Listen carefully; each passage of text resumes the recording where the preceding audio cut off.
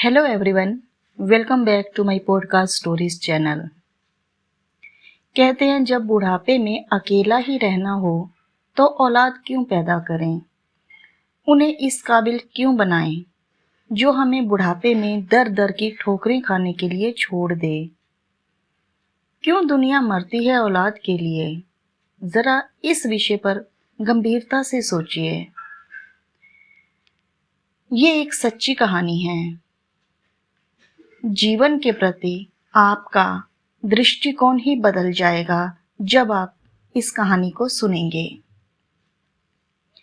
हमेशा की तरह मैं आज भी परिसर के बाहर बैठे भिखारियों की मुफ्त स्वास्थ्य जांच में बिजी था। स्वास्थ्य जांच और फिर मुफ्त मिलने वाली दवाओं के लिए सभी भीड़ लगा के लाइन में खड़े थे। अचानक मेरा ध्यान एक बुजुर्ग की तरफ गया जो एक पत्थर के ऊपर बैठे हुए थे। दिखने में बहुत शांत स्वभाव के और बहुत सीधे साधे साफ सुथरे कपड़े पहने थे। कुछ देर तक उन्हें देखने पर मुझे यकीन हुआ कि शायद वो कोई भिखारी है तो नहीं, लेकिन उसका जब मैंने पैर पर नजर डाला तो उसका पैर कटा हुआ था और उसके करीब ही उसकी एक बैसाखी रखी थी। फिर मैंने एक चीज नोटिस की कि जो लोग आ जा रहे हैं उसको कुछ न कुछ दे रहे थे, जैसे वो भिखारियों में बांट रहे थे। मैंने सोचा कि मेरा ही अंदाजा गलत था क्या, वो बुजुर्ग भिखारी ही है। तो मेरे को लगा कि मुझे आगे जाकर ये पूछना और देखना चाहिए कि ये कौन है। तो जैसे ही मैं उसकी तरफ बढ़ा तो कुछ लोगों ने मुझे आवाज लगाई, उसके करीब ना जाएं डॉक्टर साहब, वो बूढ़ा तो पागल है। लेकिन मैं उन आवाजों को इग्नोर करके उसके पास चला गया। सोचा कि जैसे दूसरों के सामने भी अपना हाथ फैला रहे थे वैसे ही वो मेरे सामने भी हाथ फैलाएंगे। लेकिन मेरा अंदाजा गलत हो गया। उन्होंने मेरे सामने हाथ नहीं फैलाए। मैंने उनसे पूछा, बाबा आपको भी कोई शारीरिक परेशानी है क्या? मेरे पूछने पर वो अपनी बैसाखी के सहारे धीरे से उठते हुए बोले, good afternoon doctor, I think I may have some eye problem in my right eye. इतनी बढ़िया इंग्लिश सुन के मैं हैरान हो गया। फिर मैंने उनकी आंखों की तरफ देखा। पका हुआ मोतियाबिंद था उनकी आंखों में। तो मैंने उनसे कहा, बाबा मोतियाबिंद है, आपको ऑपरेशन कराना होगा। बुजुर्ग बोले, oh cataract, I had cataract operation in 2014 for my left eye in Ruby hospital. तो मैंने पूछा, बाबा आप यहाँ क्या कर रहे हैं? बुजुर्ग ने कहा, मैं तो यहाँ रोज 2 घंटे भीख मांगता हूँ सर। तो फिर से मैंने उनसे प्रश्न किया, ठीक है लेकिन क्यों बाबा, मुझे तो लगता है कि आप तो बहुत पढ़े लिखे हैं। तो वो बुजुर्ग जोर से हंसे पहले और फिर बोले, पढ़े लिखे? मैंने कहा, हाँ। आप मेरा मजाक उड़ा रहे हैं बाबा? तो बाबा ने कहा, oh no no doctor, why would I, sorry if I hurt you. मैं बोला, हर्ट की बात नहीं है बाबा, लेकिन मेरी कुछ समझ में ही नहीं आ रहा। बुजुर्ग ने कहा, समझ कर भी क्या करोगे डॉक्टर? अच्छा ओके चलो हम इधर बैठते हैं, वरना लोग तुम्हें भी पागल कहेंगे। और फिर वो बुजुर्ग जोर से हंसा। तकरीबन थोड़ी सी दूर एक वीरान जगह पर जाकर वो दोनों बैठ गए। वहां बैठने पर बाबा ने बात शुरू की, well doctor, I am a mechanical engineer. बुजुर्ग ने अंग्रेजी में ही शुरुआत की कि मैं कंपनी में सीनियर मशीन ऑपरेटर था। एक नए ऑपरेटर को सिखाते हुए मेरा पैर मशीन में फंस गया और ये बैसाखी हाथ में आ गई। कंपनी ने इलाज का सारा खर्चा किया, बाद में कुछ रकम और सौंपी और मुझे घर बिठा दिया। लंगड़े बैल को कौन काम पे रखता है सर? फिर मैंने उस पैसे से अपना एक छोटा सा वर्कशॉप डाला, अच्छा घर लिया, बेटा भी मैकेनिकल इंजीनियर है।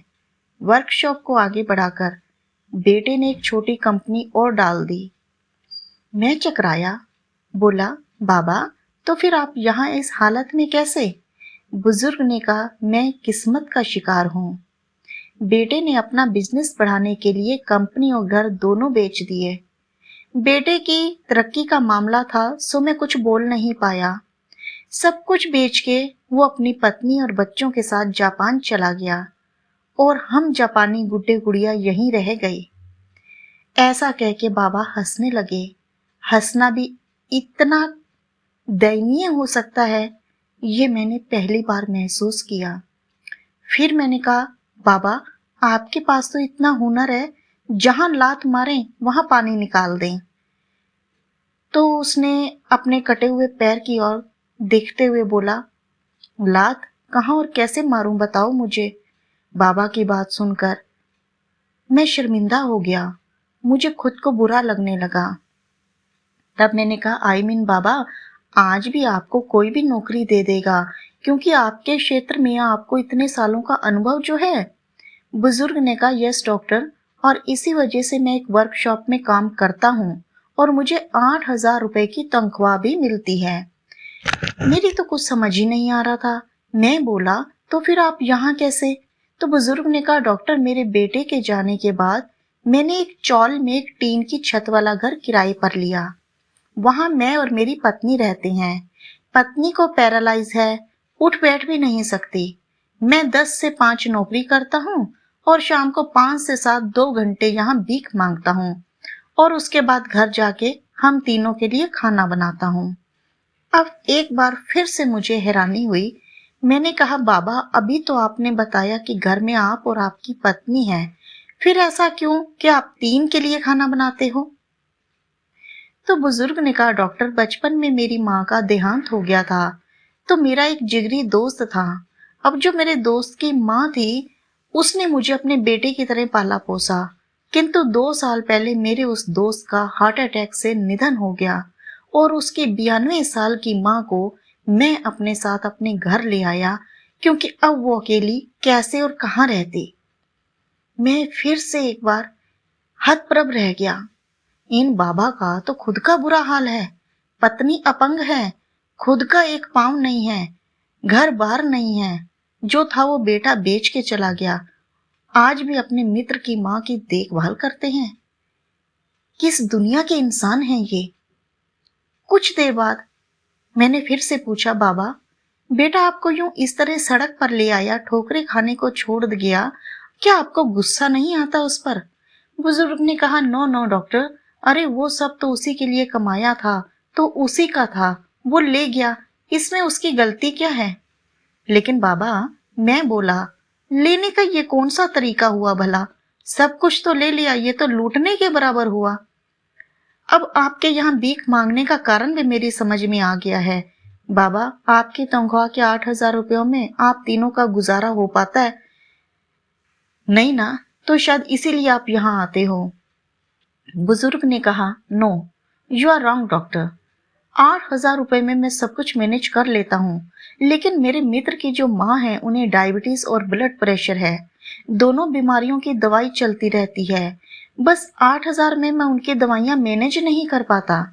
मैं 2 घंटे यहाँ बैठता हूँ, लेकिन भीख में लिए पैसों को मैं इसके अलावा कुछ और इकट्ठा यहाँ से नहीं करता, और जो भी इकट्ठा करता हूँ वो मैं मेडिकल स्टोर वाला जो मुझे महीने भर की दवाएं उधार दे देता है। यहाँ 2 घंटों में जो भी मुझे पैसे मिलते हैं वो मैं रोज मेडिकल स्टोर वाले को दे देता हूँ।